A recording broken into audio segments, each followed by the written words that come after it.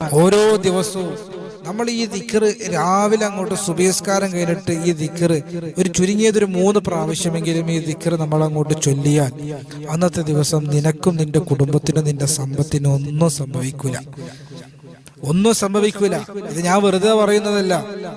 ലോകത്തിന്റെ നായകൻ നബി മുഹമ്മദ് മുസ്തഫ അവിടുന്ന് ഇന്നുവരെ കളവ് പറഞ്ഞിട്ടില്ലല്ലോ. അള്ളാന്റെ റസൂൽ സല്ലല്ലാഹു അലൈഹി വസല്ലമ തങ്ങൾ സത്യമല്ലാതെ ഉച്ചരിച്ചിട്ടില്ലല്ലോ. ആ റിസാലത്തിന്റെ നാവ് കൊണ്ടാണ് പ്രവാചകൻ പറഞ്ഞതാണ്. അബൂദർദാ റളിയല്ലാഹു തആല റിപ്പോർട്ട് ചെയ്യുന്ന ഹദീസാണ്. അള്ളാഹു പഠിക്കാൻ ഈമാൻ നൽകി അനുഗ്രഹിക്കട്ടെ. പഠിക്കാനും പകർത്താനും അള്ളാഹു തൗഫീഖ് നൽകി അനുഗ്രഹിക്കുമാറാകട്ടെ.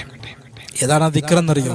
അള്ളാഹുവിന്റെ റസൂൽ പറയുന്നു, അഊദു ബികലിമാത്തില്ലാഹി താമ്മാതി മിൻ ശർരി മാ ഖലഖ്. അഊദു ബികലിമാത്തില്ലാഹി താമ്മാതി മിൻ ശർരി മാ ഖലഖ് എന്നതാണ് ദിക്ർ.